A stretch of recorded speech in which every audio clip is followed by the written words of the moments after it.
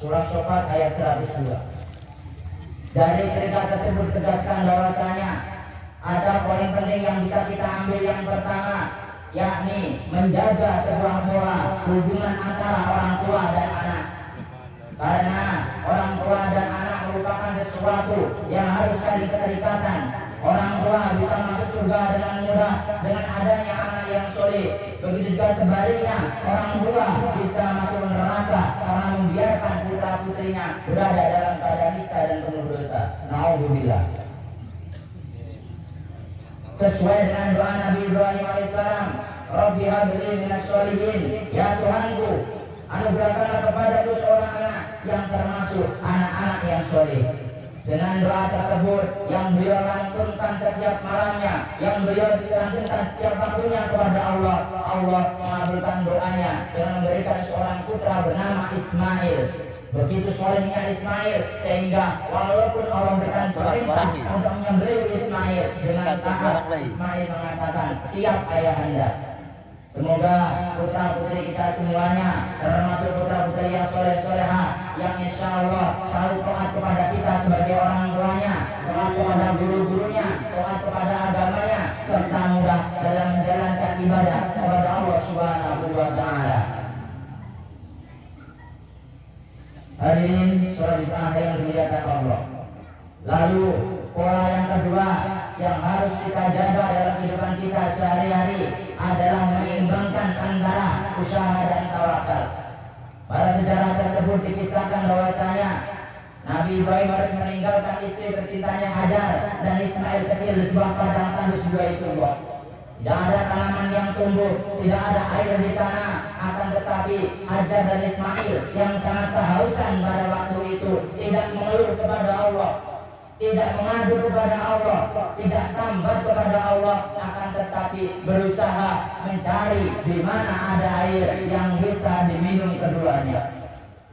Bahkan diriwayatkan bahwasanya Hajar sampai berjalan 7 kali bolak-balik dari Safa ke Marwah untuk menemukan yang namanya air minum. Akan tetapi hasil yang didapat tidak sesuai yang diinginkan Hajar. Airnya tidak ketemu. Saat Hajar mulai lelah, akhirnya ia putuskan untuk kembali menemui Ismail kecil yang ia tinggalkan. Lalu ternyata atas usaha Hajar itulah Allah memberikan sebuah mukjizat besar. Air keluar bersumber dari tumit kecil Ismail. Alhamdulillah, dari cerita tersebut dijelaskan bahwasanya sebagai seorang muslim kita dianjurkan untuk selalu berusaha sekuat tenaga, seoptimal mungkin, baik dalam pekerjaan kita, dalam urusan rumah tangga, dalam usaha kita setiap waktunya, sehingga insya Allah pada waktu yang tepat Allah pasti akan mengabulkan, mengijabah doa-doa kita setiap waktunya. Amin, Allahumma amin. Oleh karena itu tidak boleh bagi seorang muslim untuk berpangku tangan, hanya berpasrah saja, tidak bekerja, hanya mengharapkan materi yang datang dengan sendirinya. Nauzubillah. Hal tersebut tidak akan bisa kita laksanakan jika kita tidak benar-benar menjadi seorang muslim yang baik. Oleh karena itu poin kedua yang bisa kita ambil pada pagi hari ini, marilah kita tingkatkan usaha kita. Lalu yang terakhir kita pasrahkan kepada Allah Subhanahu wa Ta'ala setiap usaha yang telah kita lakukan. Jika ternyata usaha yang sudah kita lakukan semaksimal mungkin belum berhasil, yakinlah Allah pasti akan berikan usaha ataupun hasil yang jauh lebih baik dari usaha kita sebelumnya. Allahu Akbar, Allahu Akbar, Allahu Akbar. La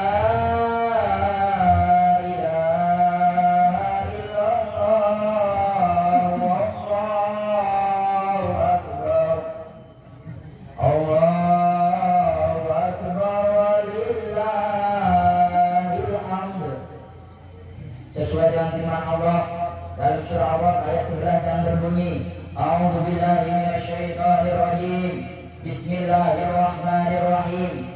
Innallaha la yughayyiru ma biqaumin hatta yughayyiru ma bi anfusihim.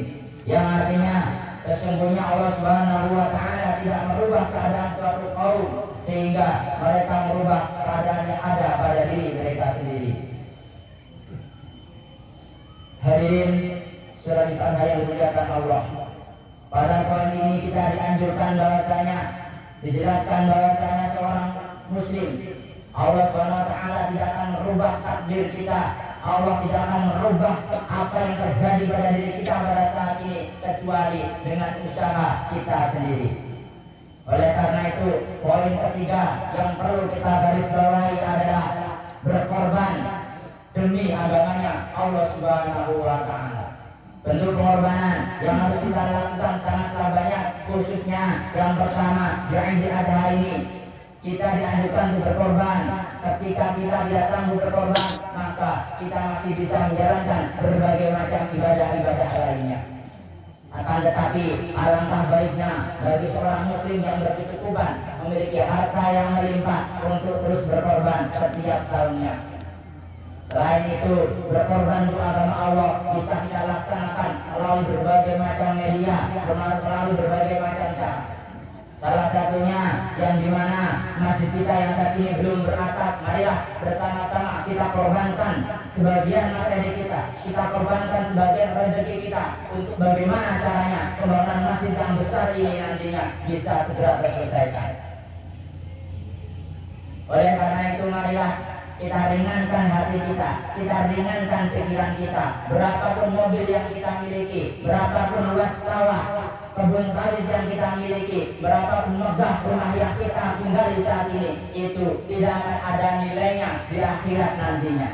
Justru setiap pundi-pundi rupiah, sekecil apapun yang kita korbankan untuk membangun masjid yang besar ini, untuk membangun pesantren, untuk berjariah kepada fakir miskin, itulah nantinya yang akan dihitung dan menjadi nilai tersendiri untuk kita kembali kepada Allah Subhanahu wa Ta'ala. Allahu Akbar, Allahu Akbar, Allahu Akbar. La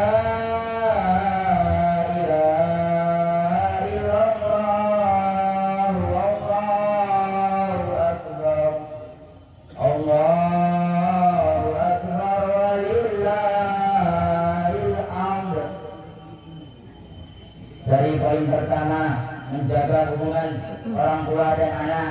Mungkin setelah sholat ini, kita yang masih bersama dengan orang tua kita yang masih bisa menatap lembut wajah ayah kita yang masih bisa menatap lembut senyum manis ibunda tercinta kita, alangkah baiknya setelah ini kita pulang, kita bersimpuh, kita memeluk, kita mencium kedua orang tua kita dengan rasa sayang yang sangat luar biasa.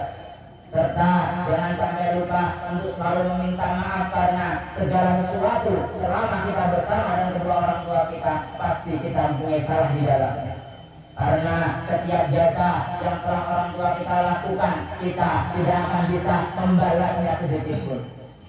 Mungkin kita yang belum atau orang tua yang sudah kembali kepada Allah, mungkin hanya kalam-kalam doa terbaik yang biasa kita aturkan setiap waktunya. Ziarahi makamnya, bersihkan makamnya, bacakan yasin untuknya, kirimkan doa-doa untuk kedua orang tua pada pagi hari ini.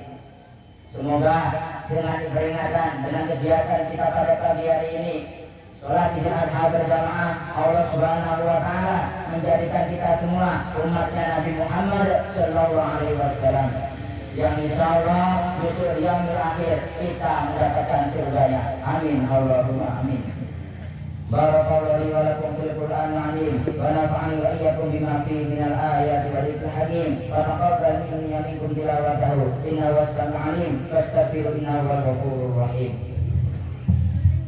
Allahumma shalli ala Muhammad Allahumma shalli ala rasulika sayyidina Muhammad Allahumma shalli ala rasulika sayyidina wa nabiyyina wa safina wa zurina wa maulana Muhammad.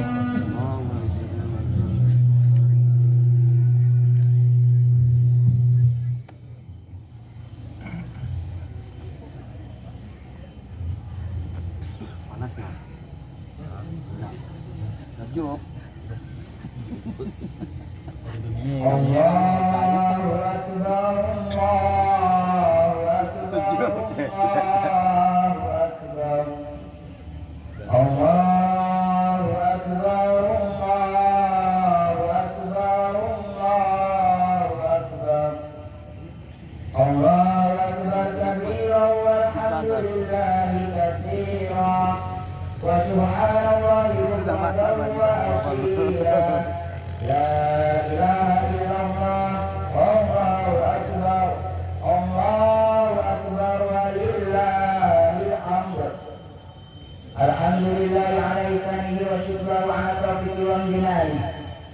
أشهد أن لا إله إلا الله وحده لا شريك له وأشهد أن سيدنا محمدا عبده ورسوله إلى رضوانه.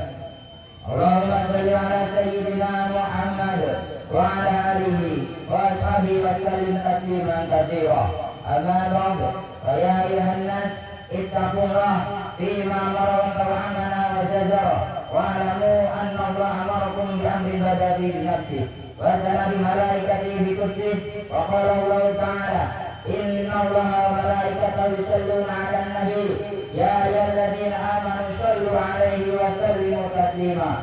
اللهم صل على سيدنا محمد صلى الله عليه وسلم وعلى آل سيدنا محمد وعلى أنبيائك ورسلك وملائكة المقربين وارضوا عن الخلفاء الراشدين أبي بكر وعمر وعثمان وعلي وعن بقية الصحابة التابعين إلى بلسان إلى يوم الدين وارض عنا معهم برحمتك يا أرحم الراحمين. اللهم اغفر للمسلمين والمسلمات والمؤمنين والمؤمنات الأحياء منهم والأموات. اللهم أعز الإسلام والمسلمين وأذل الشرك والمشركين وانصر عبادك الموحدين وانصر من نشر الدين واخذل من خذل المسلمين ودمر أعداء الدين وأعل كلمتك إلى يوم الدين. اللهم ادفع عنا البلاء والبلاء والزلازل وسوء الفتنة والمحن ما ظهر منها وارض عن بلدنا إندونيسيا خاصة وسائر بلاد المسلمين عامة يا رب العالمين. ربنا آتنا في الدنيا حسنة وفي الآخرة حسنة وقنا عذاب النار. ربنا ظلمنا أنفسنا وإن لم تغفر لنا وترحمنا لنكونن من الخاسرين. عباد الله إن الله يأمرنا بالعدل والإحسان وإيتاء ذي القربى وينهى عن الفحشاء والمنكر والبغي يعظكم لعلكم تذكرون واذكروا الله العظيم يذكركم واشكروه على نعمه يزدكم. Assalamualaikum warahmatullahi wabarakatuh.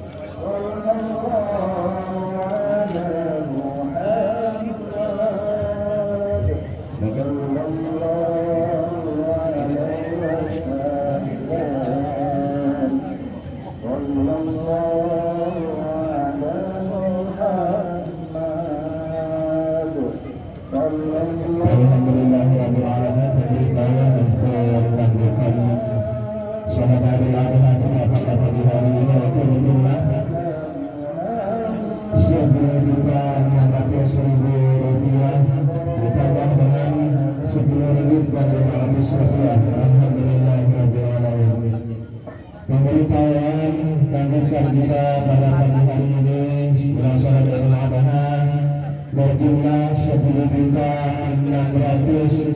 rupiah ditambah 9.500 rupiah. Terima kasih.